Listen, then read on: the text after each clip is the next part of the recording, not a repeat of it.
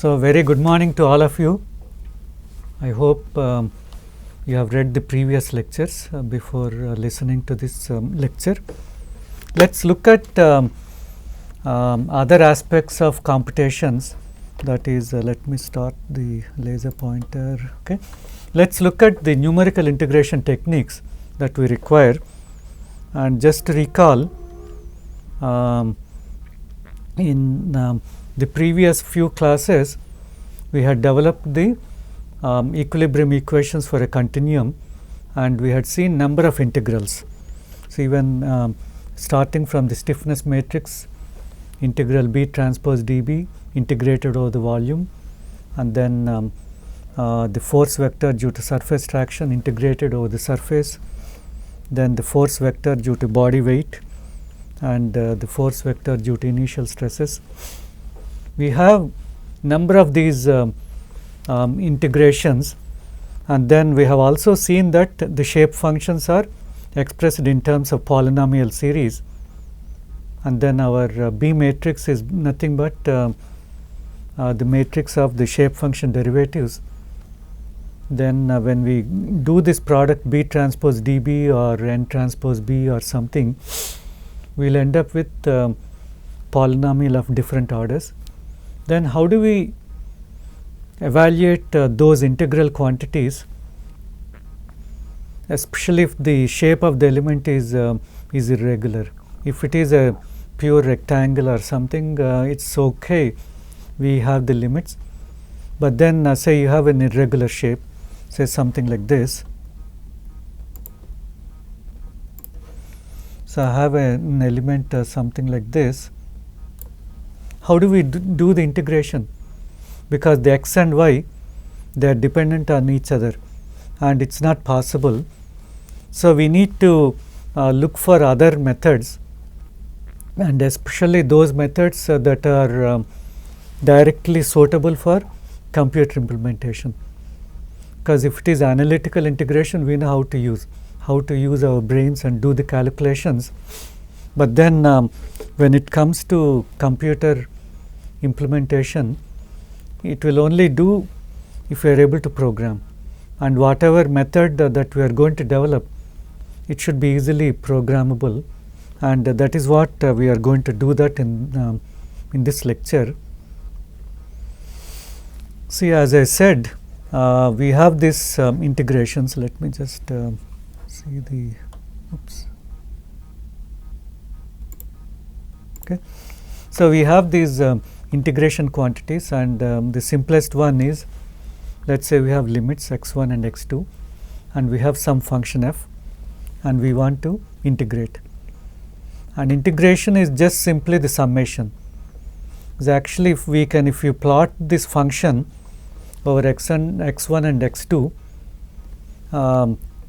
we can manually calculate the area of this function within each of these panels and then add them up to get the integral. And so, there are different methods, starting from trapezoidal method, that is the simplest one, and in civil engineering trapezoidal method is the one that we use for all the surveying calculations, for estimating of volumes, earthwork volumes and so on. Then the trapezoidal method is good for linear variations, like if you have a straight line curve, a straight line, then we can integrate. And Simpson's method is a bit more involved, and it is good up to exactly integrating up to cubic polynomials. Then we are going to develop one method called as Gauss quadrature or Gauss-Seidel quadrature method, and it is more versatile, more easy to implement, and also given a polynomial order, we know how much what is the order of Gauss quadrature that we require. Okay. So, we will see the theory behind, and then how to implement them also we will see. See, the trapezoidal method is actually suitable for linear functions. Okay. And then the area of each panel, like for example, so you have a limit of x1 to x3, and here I have shown you two panels. So let's say we divide this into two panels, panel 1 and panel 2. And then we can separately evaluate the area in each panel. Like this, area of panel 1 is the average value of f1 and f2 multiplied by delta x, and the area in the panel 2 is the average value of f2 and f3 multiplied by delta x. And so the total area comes out like delta x by 2 multiplied by f1 plus f3 plus 2f2, right? And in general we can write like this. We can divide this length x2 and x minus x1 into say n number of intervals. We can write a generic formula. I is delta h by 2, the function value at x1 and then the function value at x2 plus 2 times the sum total of all the intermediate function values x1 to so on x say x2 minus delta h. Okay. So these values that are highlighted in red, 1, 2 and 1, these are called as the weight factors. We are multiplying the function values with some weight factors 1 and 2. Okay. And it's a very simple method, the trapezoidal method. And if we have a higher order curve or a higher order polynomial, we need to divide this into more number of panels. Okay. So let's look at an application. Let's say that you want to integrate a function x from 10 to 20, and the exact value is x square by 2, and the limits are 10 and 20. So this value is 150, and this being a linear function, it is varying like this. So we can just divide this entire length into one single panel, and then our I integral value by trapezoidal method is just simply delta x by 2 average value times 10 plus 20. 10 plus 20 is divided by 2 is the average value, and delta x is this value, and that is 150. That's exactly matching with the result. That's because we have a linear polynomial. And now let's look at higher order polynomial. Like let's take x square. Integral of x square dx is integrated from 10 to 20 is 2333.33. That is the exact value.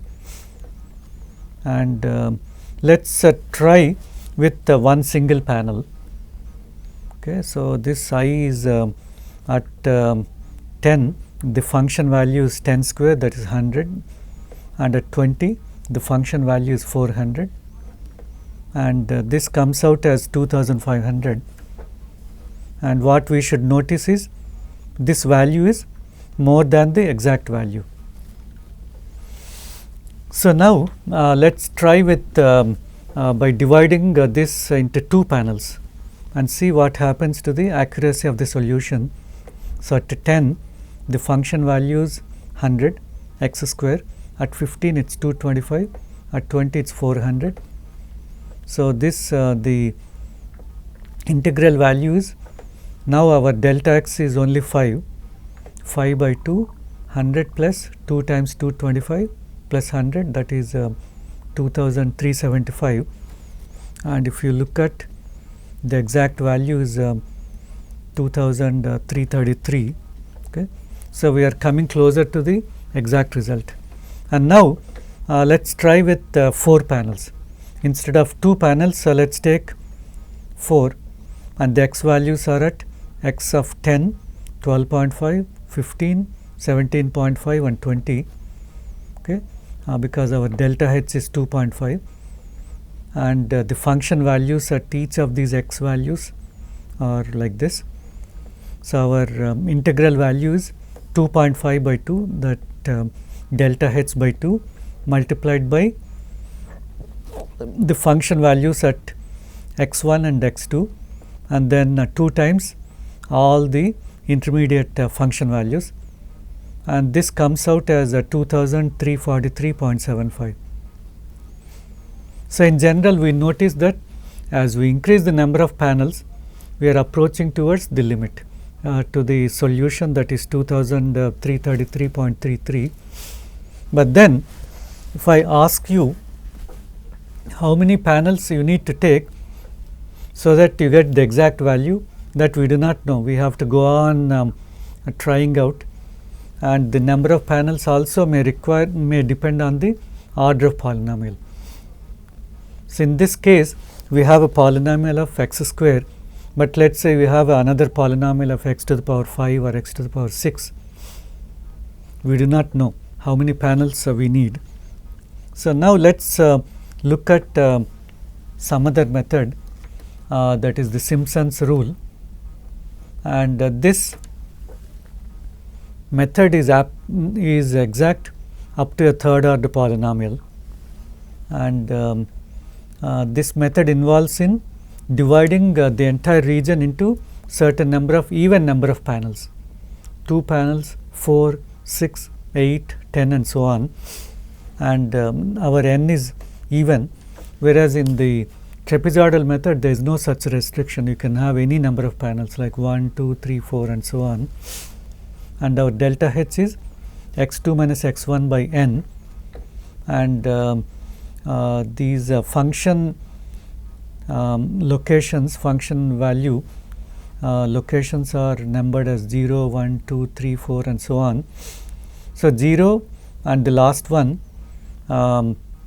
the function values at x1 and x2, and the function values at 1, 3, 5 so on, they are called as odd numbers, odd terms, and the function values evaluated at 2, 4, 6 and so on, these are the even locations. And as per the Simpson's rule, the integral value is delta h by 3, where delta h is x2 minus x1 by n, the 1 times the function value at x1 and 1 times the function value at x2 plus 4 times the sum total of all the function values evaluated at odd locations 1, 3, 5, 7 and so on. So, f of x1 plus delta h, x1 plus 3 delta h and so on, plus 2 times the sum total of all the function values evaluated at even locations, x1 plus 2 delta h, x1 plus 4 delta h and so on. And so, here these factors 1, 4 and 2, these are called as the weight factors. Previously we had only 2 factors, 1 and 2, but now with the Simpson's rule we have 3 weight factors, 1, 2 and 4. And let us apply the Simpson's rule for different polynomials.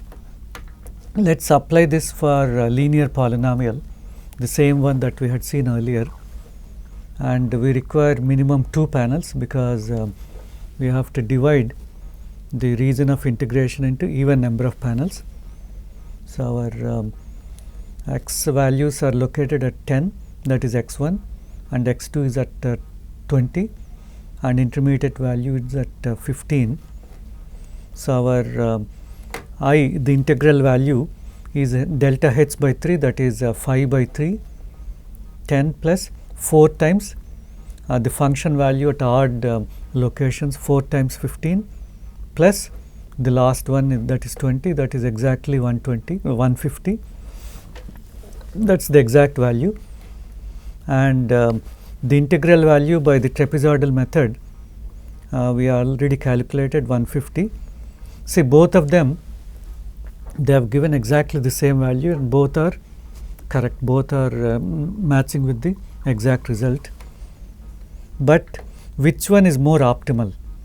So, if you look at the trapezoidal method involved in only 2 function calculations, 10 and 20, whereas the Simpson's method it required a minimum 3, 10, 15 and 20. So obviously the Simpson's rule is requiring more effort even for a simple problem like this, the first order polynomial.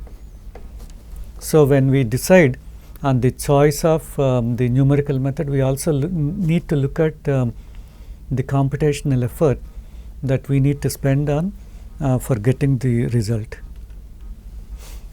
So now let's look at the second order polynomial, integral of x square integrated from 10 to 20, and the exact value is 2333.333, and it's divided into two panels. The x1 is 10 and the function value is 100, and x2 is 20 and the function value is 400, and intermediate value is at 15, that's 225. And the integral as per the Simpson's rule is delta h by 3, that is 5 by 3 times 100 plus 4 times the function values at odd locations 225 plus 400. So that comes to 2333, and this is exact value. And for this polynomial, the trapezoidal rule is not very accurate, and it's not suitable. Like we should not try applying a method that doesn't work, because we do not know exactly how many panels we need to take so that we get the exact result. And let's apply this to a third order polynomial, x cube dx, from the integrated from 10 to 20, and the exact value is 37,500.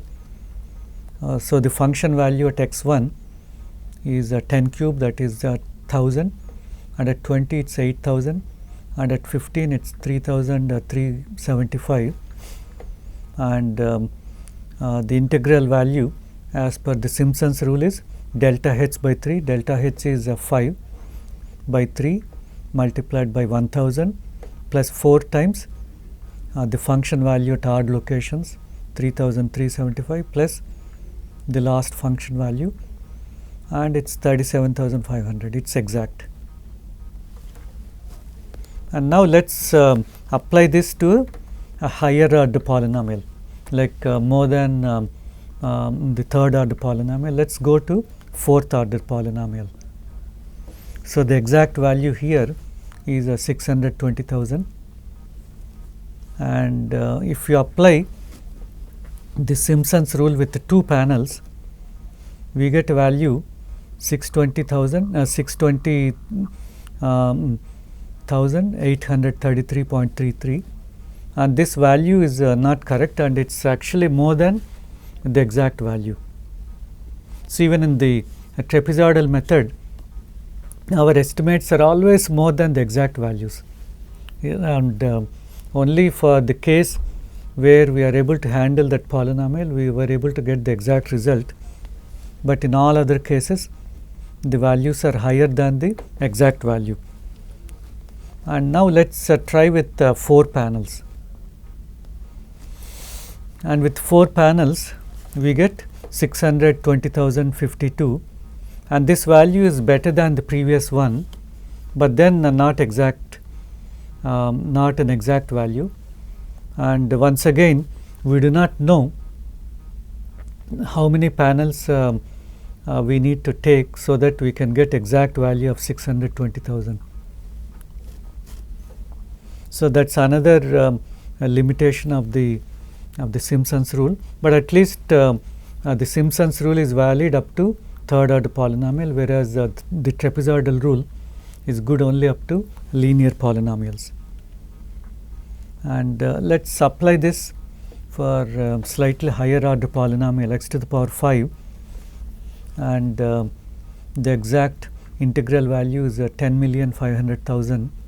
This is the exact value, and if you apply the Simpson's rule with the minimal number of panels, that is 2, we get 11,062,500, which is more than the exact value.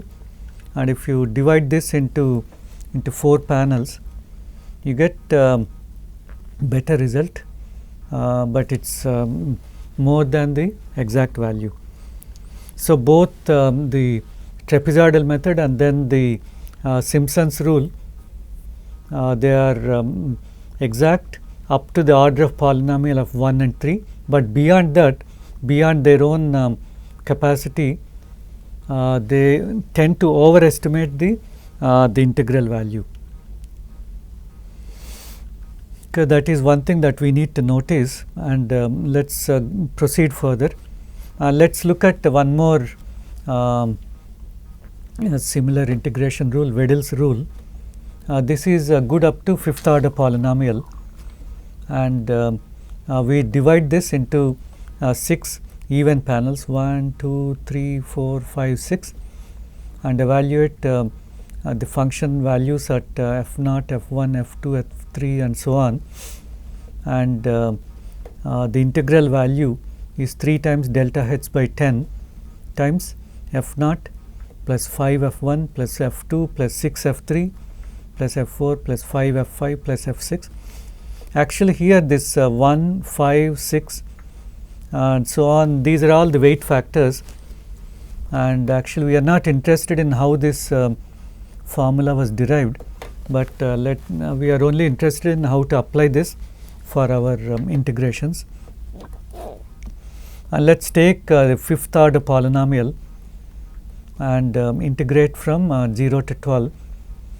The exact result is 497,664, and our delta h is 12 by 6, that is 2, and our integral value is 3 times delta h by 10 multiplied by all these quantities, and you get exact value of 497,664.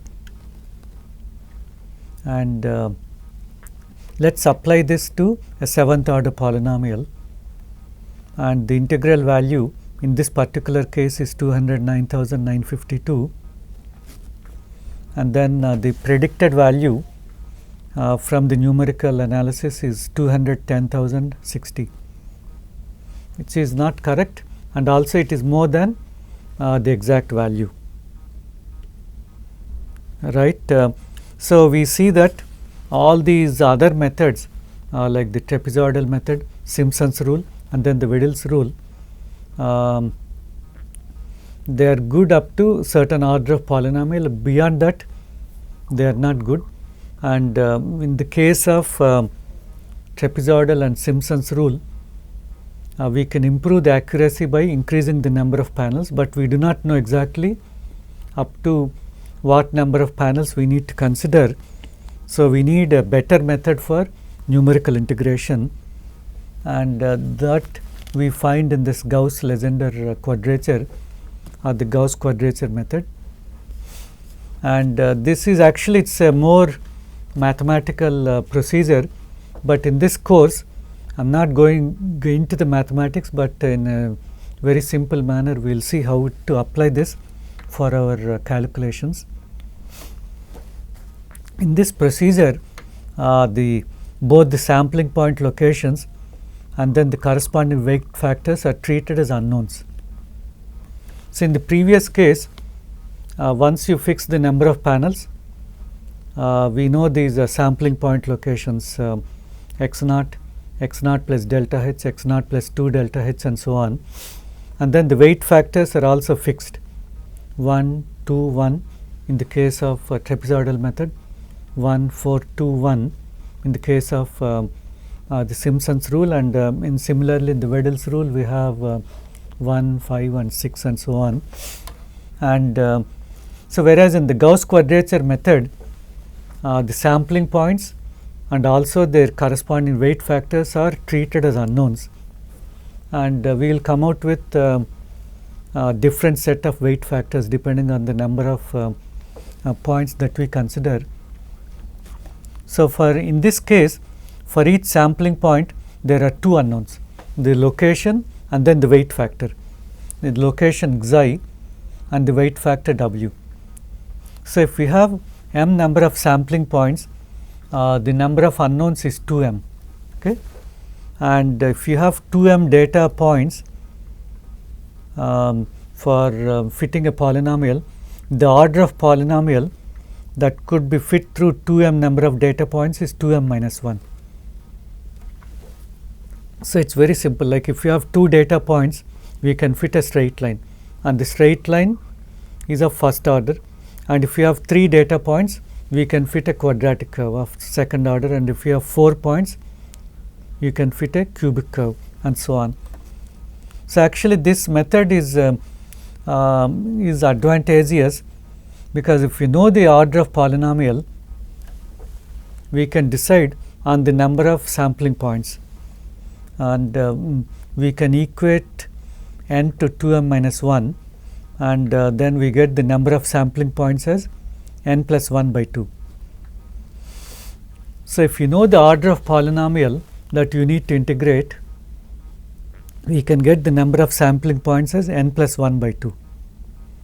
And this is the main advantage of the Gauss quadrature method, or Gauss-Legendre quadrature, because in advance we know how many sampling points we need to consider, like similar to number of panels that we need to consider.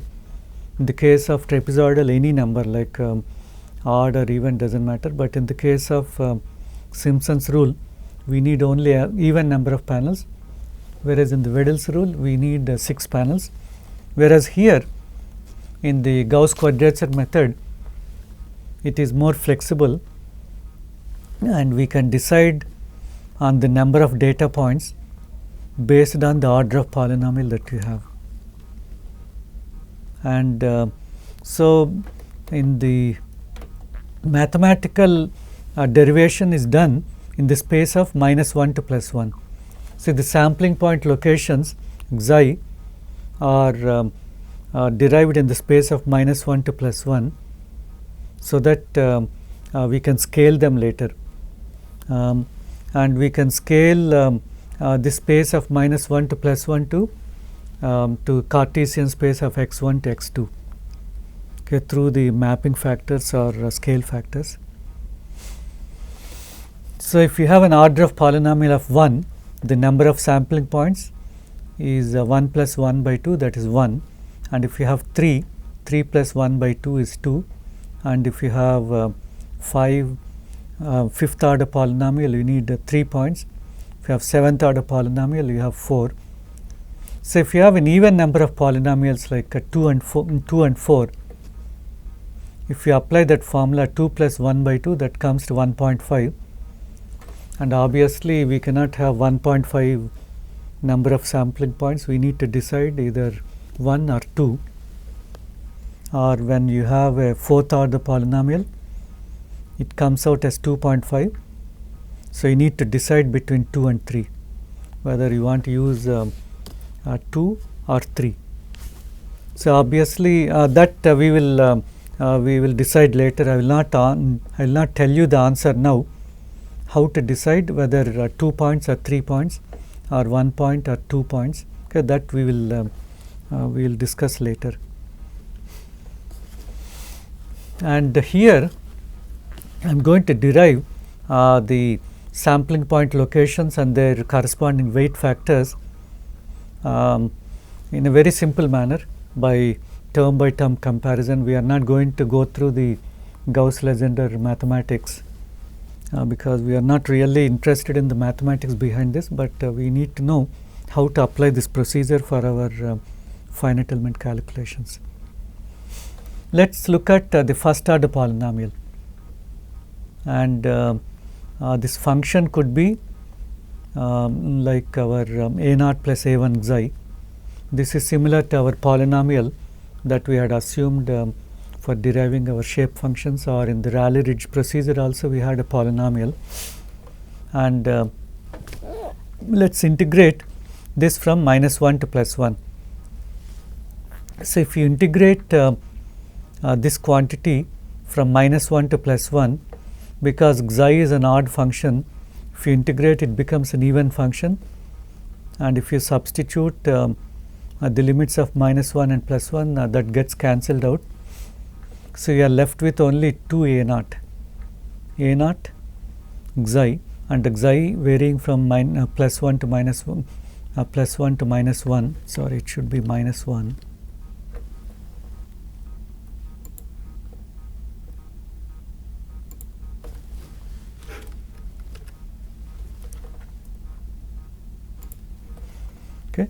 So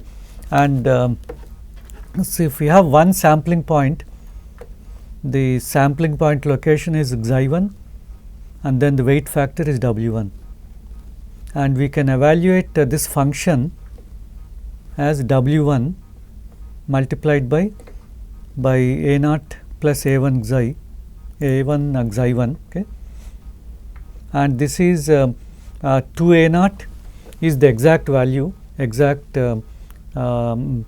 integral value, and we are making it exactly equal to w1 times a0 plus a1 xi1, and by comparing the left hand side to the right hand side, we can determine our weight factor w1 and then the location xi1, okay. So if you compare the term by term, 2a0 is equal to w1 a0, so this gives w1 is 2, and then w1 times xi1 is 0, so that means that the sampling point location 1 is 0. So the sampling point location and then the corresponding weight factor for 1 point Gauss quadrature is 0 and 2, xi1 is 0 and w1 is 2. So it's very simple.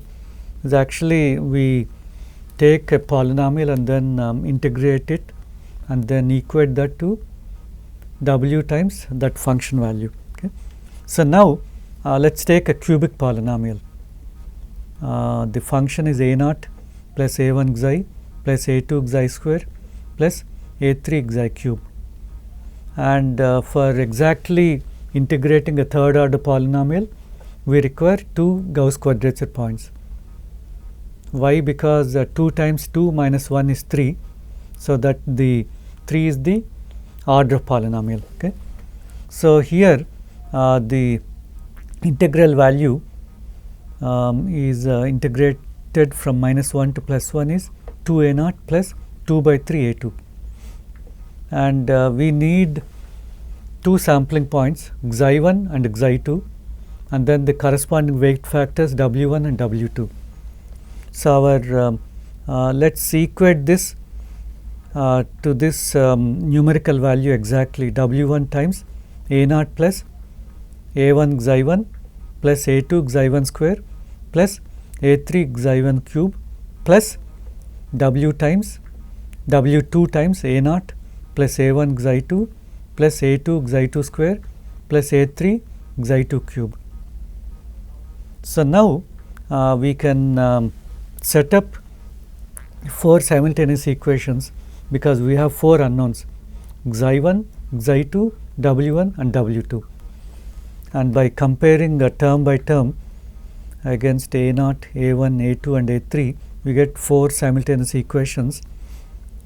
So our w1 plus w2 is equal to 2, w1 plus w2 times a0 is 2a0, so we can write w1 plus w2 is 2, and similarly our a2 term is associated with xi1 square, so w1 times xi1 square plus w2 times xi2 square is 2/3, and there are no a1 and a3 terms, so w1 times xi1 plus w2 times xi2 is 0, then there is no a3 term, so w1 times xi1 cube plus w2 times xi2 cube, that is 0, and by solving these 4 simultaneous equations, we get w1 and w2 as 1, and xi1 is minus 1 by root 3 and xi2 is plus 1 by root 3. It's actually we can, if you are not able to solve by hand, we can use MATLAB or some other program. We can give these 4 equations in symbolic form and then we can ask the program to solve it. So the 5th order polynomial, actually I am not considering second order and 4th order, because we end up with odd number of points like 1.5, 2.5 and so on, which is not possible. and when you have a fifth order polynomial, we need 3 data points, 3 sampling points, because n is equal to 2m minus 1. So, m is 5 plus 1 by 2, that is 3. And let us take a fifth order polynomial, a0 plus a1 xi plus a2 xi square plus a3 xi cube plus a4 xi 4 plus a5 xi to the power 5. And so, if you integrate this fifth order polynomial, you get 2a0 plus 2 by 3 a2 plus 2 by 5 a4, and we require 3 sampling points, xi1, xi2 and xi3, and there are 3 weight factors w1, w2, w3. So, this should be exactly equal to w1 times a0 plus a1 xi1 plus a2 xi1 square plus a3 xi1 cube plus a4 xi1 4 plus a5 times xi1 to the power 5 plus w2 times the function evaluated at xi2 and w3 multiplied by the function value at xi3. So, now we need 6 simultaneous equations, because we have 3 sampling locations and then 3 weight factors, xi1, xi2, xi3, w1, w2 and w3. Okay. So, by comparing term by term a0, a1, a2, a3, a4, a5, we get 6 simultaneous equations, and by solving them we can get w1 is 5 by 9, w2 is 8 by 9 and w3 is 5 by 9, and xi1 is minus of square root 0.6, xi2 is 0 and xi3 is plus square root of 0.6. So, actually here I have done only up to fifth order polynomial, but if you see any mathematics textbooks or finite element textbooks, they will give you a whole page. And so, this particular one is a photocopy from this textbook, Cook, Malkus and Plisha. They have given up to fourth order 4 sampling point locations, and if you have 4 sampling points, we can exactly integrate up to 7th order polynomial, right. And so, these are all the sampling point. For 1 point integration, it is 0 and 2, and for 2 plus or minus 1 by root 3 and 1, and for 3 plus or minus square root of 0.6, and 5 by 9 and 8 by 9, and with 4 points it is a bit more complicated, but usually we do not go beyond third or 3 point integration, because it becomes very expensive. And now we derived everything in the space of -1 to +1, but then our Cartesian space is in the x1 to x2 or y1 to y2 and so on. So, how do we extrapolate?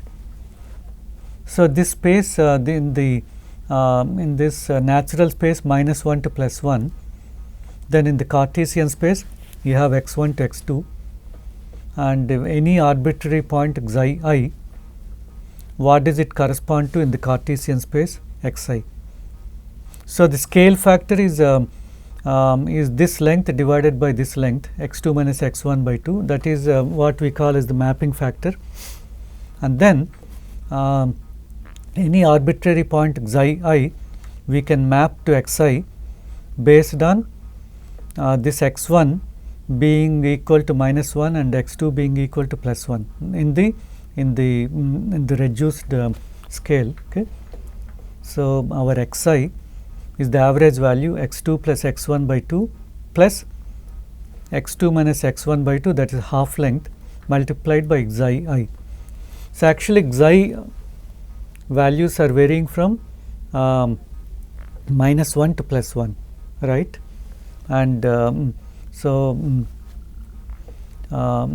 -1 means x1 and +1 means x2, and in between if it is 0, it is exactly average value, and so we can in general write any arbitrary point xi is mapped to a location xi in the Cartesian space as x2 plus x1 by 2 plus x2 minus x1 by 2 times xi I, and the integral value of this function we can write as x2 minus x1 by 2, that is the mapping factor, multiplied by the function evaluated at different xi's multiplied by the corresponding weight factor.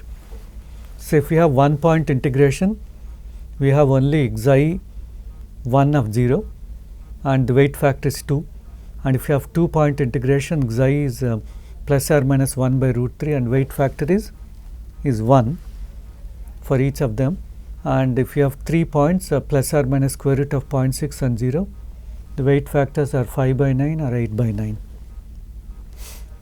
So, now let us apply this Gauss quadrature method for different polynomials. Let us take the first order polynomial, integral of x dx integrated from 10 to 20, that is 150, and let us apply 1 point Gauss quadrature, because if your order of polynomial is 1, the number of sampling points that you require is 1 plus 1 by 2, that is 1. Okay. So, for the first order polynomial xi1 is 0 and the weight factor is 2. So, our the corresponding location in the Cartesian space corresponding to xi1 of 0 is x1 bar is the average, in fact 20 plus 10 by 2 plus 20 minus 10 by 2 times 0, that is 15, and our integral value is x2 minus x1 by 2 multiplied by the function evaluated at x1 bar multiplied by w1. Okay. So, the x2 minus x1 by 2, that is the mapping factor or the scale factor, 20 minus 10 by 2, and the function at x1 bar is 15 because the function itself is x, multiplied by the w1 2, and it is exactly equal to the value 150. And the advantage that we gained here is we used only one single computation, one function evaluation, whereas if you apply the trapezoidal rule, you need to evaluate the function at x1 and x2, and if you use Simpson's rule, you need to evaluate at 3 points, whereas here the Gauss quadrature method we had just simple 1 point integration or 1 point evaluation, and then we got the exact value. And let us apply this to a fifth order polynomial integrated from 10 to 20, that is 10,500,000, and this is the exact value. And if you have fifth order polynomial, we require 3 data points, 3 points for evaluation, xi of minus square root of 0.6, 0 plus square root of 0.6, then the weight factors of 5 by 9, 8 by 9 and 5 by 9. Okay. And our x1 bar is 15 minus 5 times square root of 0.6, and our x2 bar is 15, and our x3 bar is 15 plus 5 times square root of 0.6, and our function is x to the power 5. So, our integral value is x2 minus x1 by 2, that is 20 minus 10 by 2 multiplied by 5 by 9 times the function at xi1, okay, and 8 by 9 times the function value at xi2, and then 8 by 9 times the function value at xi2 plus 5 by 9 times the function value at xi3, and our x1 bar is 15 minus 5 times square root of 0.6. This is at xi1, and xi2 of 0, our x2 bar is 15, and then at the location 3 at xi3 of square root of 0.6, this is 15 plus 5 times square root of 0.6. So, if you evaluate this, you get exact value of 10,500,000, and I did not round off any of these numbers. I have just written like this. and you should also do the same thing in the calculator. You use your brackets intelligently and directly do this computation, and do not round off any value. So if you write square root of 0.6, you will get some value, and depending on the number of digits that you use, your result might change. But in here I didn't round off any number, and then I got exact value. Okay.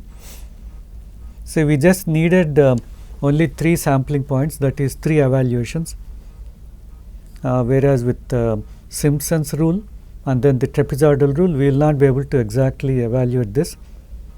And when you apply the Weddell's rule, we need 7 evaluations, that is more than double the numbers here with the Gauss quadrature, and that is the main advantage. So whatever is the polynomial order, we can always go back and choose the number of sampling points. So now the question comes, what happens if you use lower number of sampling points? Say for this x to the power 5, this is the 5th order polynomial, we have used 3 points, but what if I use only 1 point or 2 points? Let us see what happens. Let us try with 2-point integration.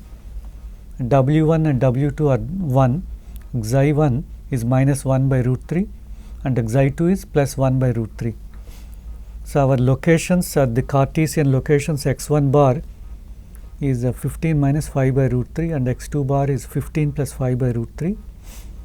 And so if you do the integration, you get slightly less than 10,500,000. 10,500,000 is the exact result, but the numerical value is 10,458,333.33, and it's slightly underestimated. And so this is the major difference between the Gauss quadrature method and the other methods. So in the Gauss quadrature, if you use a lesser number of data points or the integration points, your prediction is slightly on the lower side, and we can exploit this feature, because when you analyze any continuum, and the continuum that consists of infinite number of degrees of freedom, and since we cannot consider infinite number, we only consider a finite number, say some 1,000, 10,000, 100,000, and because of that our stiffness matrix is actually overestimated. I think I illustrated that through a simple example in the past, and so we can compensate the over stiffness because of not considering a very large number of degrees of freedom by using slightly lower order of integration. Okay, so that is the advantage with the Gauss quadrature method, and this method is applicable even in 2 dimensions or 3 dimensions. Okay, let us apply this to 2-dimensional problem. Let us say our function is x square y to the power 5. X is varying from 5 to 9 and y is varying from 4 to 7, and this exact value, if you integrate, is 3,810,334, and so here you have 2 different orders of polynomial, 2 in the x and 5 for y, and the advantage with the Gauss quadrature method is you do not need to apply the same order of integration in both the methods, in both the directions. So in x direction we can apply a 2-point integration, and in y direction we can apply the 3-point integration, and so the sampling point locations in the x direction are plus or minus 1 by root 3, and so our x1 bar is 7 minus 2 by root 3, and our x2 bar is 7 plus 2 by root 3, and the weight factors are W1 and W2 of 1. And in the y direction we have 3 sampling points, y1 bar, y2 bar and y3 bar, then the weight factors of 5 by 9 and 8 by 9. So if you do this integration numerically, this is what we see. And once again, do not round off any numbers, and so if you do this, you will get the exact value that we get by integration 3,800,334. Okay. And we can also apply this in 3 dimensions. So actually in 2 dimensions we have the scale factor. I think I forgot to write the scale factor in 2 dimensions, but so here is the scale factor in 3 dimensions: x2 minus x1 by 2, y2 minus y1 by 2, z2 minus z1 by 2. So in 2 dimensions we will be having only these 2 terms. In 3 dimensions we have this. So we have 3 directions: xi, eta and zeta, each of them varying from -1 to +1. And the main advantage is whatever sampling points that you have in the xi direction, you have the same in the eta direction and also in the zeta direction. So if it is 1 point in xi, 1 point in eta direction, 1 point in zeta, it's only 1 point. So the sampling point weight is 2, and then with 2 points plus or minus 1 by root 3, and with 3 points plus or minus square root of 0.6 and 0. Okay. So it is actually, it's a versatile method, and we can apply this for 1 dimensions, 2 dimensions, 3 dimensions, and it will give us the exact integral value. And in general, the procedure that we are going to adopt is when you need to evaluate any integral for load calculation, we use the exact integration, and when it comes to a stiffness matrix, we use a slightly lower order of integration, so that our errors, because of not considering infinite number of degrees of freedom, is slightly compensated. Okay.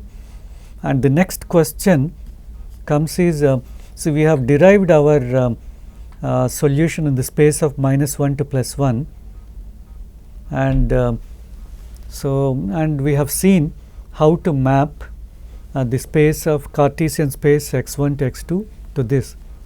And so we can actually, can we come out with a procedure so that any arbitrary shape can be converted into some regular shape, say square region for 2D or for a cube in the 3-dimensional problems. Can we do this? And if we can do this, then all our problems are solved, because we can directly apply the numerical method that we had developed just now. Okay. So that will be our approach in the next few classes. Okay. So if you, I think this is the last slide. So if you have any questions, please write to this email and then I will respond back. So just to summarize, in this class we had seen the different methods of numerical integration, and we have developed the Gauss quadrature method of numerical integration. And the main advantage is, depending on the order of polynomial that you have, you can choose the number of sampling points. So if you have a 5th order polynomial, we can use a number of sampling points as 5 plus 1 by 2, that is 3. Okay. And if you have 7th order polynomial, you can use 4 points and so on. Okay. So thank you very much. We will meet in the next class.